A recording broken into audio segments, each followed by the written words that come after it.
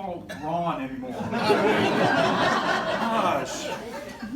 One thing, these are great stories that you told. Some of them are almost going to be as good whenever Savage retires. They're actually better than some of them. So, some of mine are not that animated and that excited as what Ron put across, but I want to tell a story about Carl. This was back in the late 90s. I didn't know Carl real well. Our paths hadn't really crossed between him going to CID, me in patrol, and so we knew each other, but not really well.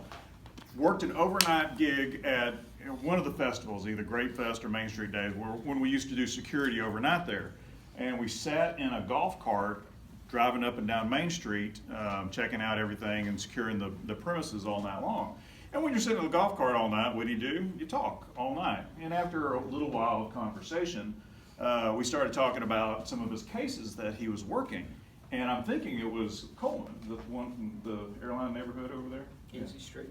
Yeah, Easy Street. So he starts telling me about this story, starting with what Ron just described over there, and how he processed this case over months and over years, and eventually put him in prison and got him a conviction for what him and the whole family were doing to the children in the house.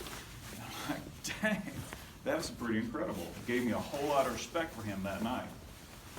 Later on, within a year or two, I moved over to CID and started working with him over in CID in seeing what he did on a daily basis, and it was just absolutely incredible. It was slow, but it was absolutely incredible whenever he'd get his hands on something. But he'd take forever to get it together, but when it was done, just like Ron said, they went to prison. They went to prison, they went to prison, they went to prison. They didn't go to jail, they went to prison.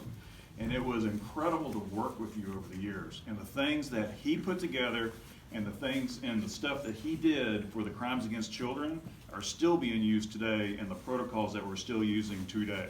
Because Carl didn't set the standard, he is the standard for this. All right.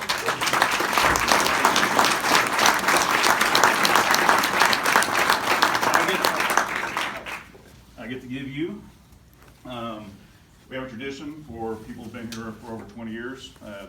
This is his actual duty weapon.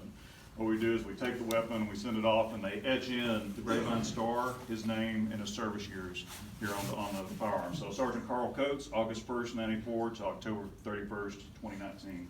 And very proudly present this to you. Thank you.